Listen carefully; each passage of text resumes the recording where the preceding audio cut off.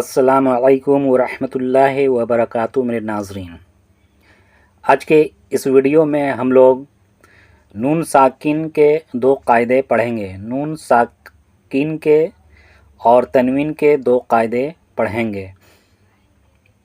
تو چلیے اپنے سبق کا آغاز کرتے ہیں۔ اعوذ باللہ من الشیطان الرجیم، بسم اللہ الرحمن الرحیم۔ نورانی قاعدہ کے تختی نمبر 11 میں آج نون ساکن اور تنوین کے دو قاعدے پڑھیں گے۔ دو قاعدے کیا کیا ہے؟ اظہار کا قاعدہ نمبر 1 میں اظہار کا قاعدہ پڑھیں گے، اور نمبر 2 میں اخفا کا قاعدہ پڑھیں گے۔ یہ قاعدہ بہت ہی اہم ہے اور آپ کو قرآن پاک میں ہر جگہ یہ آپ کو ملے گا۔ تو چلیے سب سے پہلے اظہار کا قاعدہ سمجھتے ہیں۔ اظہار کا قاعدہ، اظہار کے معنی ظاہر کرنا۔ اظہار کے معنی ظاہر کرنا، یعنی جب ہم اظہار کریں گے ظاہر کر کے، کچھ چھپائیں گے نہیں، کوئی بھی آواز اپنی ناک میں چھپائیں گے نہیں، ظاہر کر دیں گے۔ نون ساکن اور تنوین کے بعد حروف حلقی۔ اب حروف حلقی کیا ہے؟ حروف حلقی وہ ہے جو حلق سے حروف ادا کیا جاتا ہے، اس کو حروف حلقی کہتے ہیں۔ حروف حلقی 6 ہیں۔ کیا کیا ہے؟ حمزہ، ہا، عین، ہا، غین، خا۔ حمزہ، ہا، عین، ہا، غین، خا، یہ حروف حلقی 6 ہیں۔ میں سے کوئی حرف آ جائے تو اظہار ہوگا، یعنی نون ساکن اور تنوین کو خوب ظاہر کر کے بغیر گنہ کے پڑھیں گے۔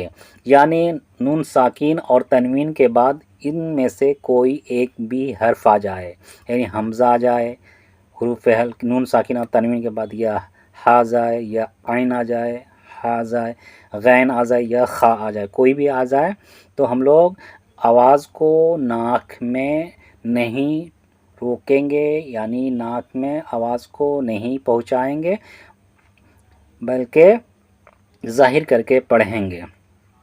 نون ساکن کی مثال کو دیکھتے ہیں۔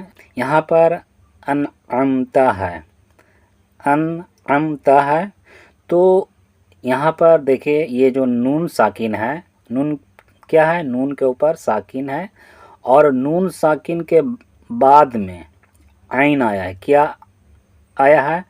عین آیا ہے۔ دیکھیں یہاں پر حروف حلقی میں سے ہے، یہاں پر عین ہے، حروف حلقی میں سے ایک حرف آیا ہے، نون ساکن ہے، اس کے بعد والے حرف کو دیکھنا ہے، پیچھے والے حرف کو نہیں دیکھنا ہے، حمزہ کو نہیں دیکھنا بلکہ بعد والا حرف کو دیکھنا ہے۔ تو یہاں پر نون کو ظاہر کر کے پڑھیں گے۔ کس طریقے سے پڑھیں گے؟ انعمت، انعمت، انعمت پڑھیں گے۔ اس کو انعمت نہیں پڑھیں گے، اس طریقے سے اگر انعمت پڑھیں گے تو غلط ہو جائے گا، بلکہ پڑھیں گے انعمت پڑھیں گے۔ نون ساکن کے بعد حروف حلقی میں سے عین آ رہا ہے، میں نے جو کہا وہ یہاں پر لکھا ہوا ہے۔ آئیے تنوین کی مثال کو دیکھتے ہیں۔ علیم خبیر، یہاں پر علیم کے آخری حرف میم ہے، اور یہاں خبیر کے آخری حرف را ہے، ان پر بھی تنوین ہے اور اس پر بھی تنوین ہے۔ تو ہم کو تنوین کے بعد حروف حلقی میں سے دیکھنا ہے۔ اب یہاں پر دیکھیے علیم کے میم پر تنوین ہے، 2 پیش ہے، اس کے بعد میں دیکھنا ہے، پیچھے والا حرف نہیں دیکھنا بلکہ بعد میں دیکھنا ہے، تنوین اور نون ساکن کے بعد والے حرف کو دیکھنا ہے۔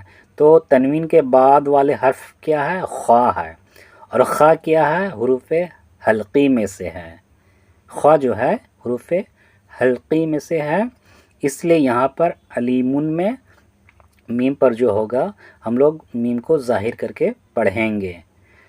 कैसे पढ़ेंगे? अलीमुन खबीर, अलीमुन खबीर पढ़ेंगे। नंबर 2, इख्फ़ा का कायदा। इख्फ़ा का कायदा, इख्फ़ा के माना है छुपाना। इख्फ़ा के माने क्या है? छुपाना है। नून साकिन और तनवीन के बाद अगर हुरूफ इख्फ़ा, इख्फ़ा किसे कहते हैं हम? इख्फ़ा कहते हैं वो हर्फ जिसको नून साकिन और तनवीन के बाद अगर आ जाए तो आवाज़ को नाक में छुपाएंगे। इख्फ़ा का मतलब ही छुपाना है, आवाज़ को नाक में छुपाना है।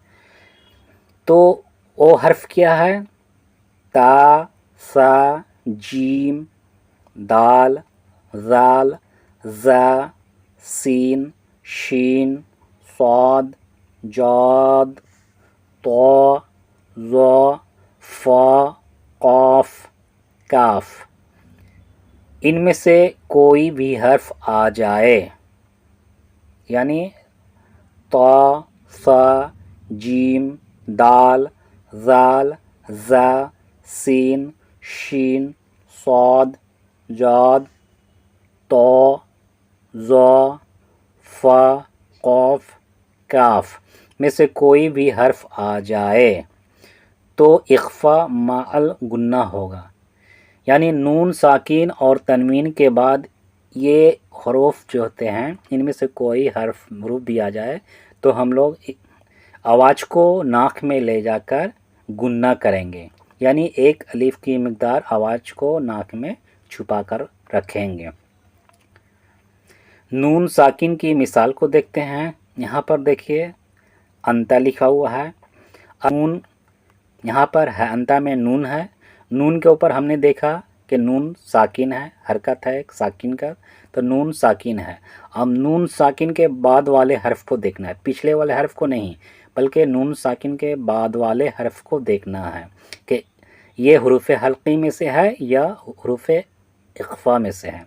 तो यहाँ पर हमने देखा कि नून साकिन है, नून साकिन के बाद ता आ रहा है और ता जो है हुरूफ इख्फ़ा में से है। यहाँ पर ता है, हुरूफ इख्फ़ा में से है। तो यहाँ पर नून साकिन के बाद ता मिल गया, हुरूफ इख्फ़ा में है, हुरूफ इख्फ़ा में से है, तो नून पर हम लोग गुन्ना करेंगे और नून पर गुन्ना करेंगे एक अलिफ के बराबर, और नून को जो है उसको आवाज़, नून की आवाज़ को नाक में ले जाकर छुपाएंगे। किस तरीके से पढ़ेंगे?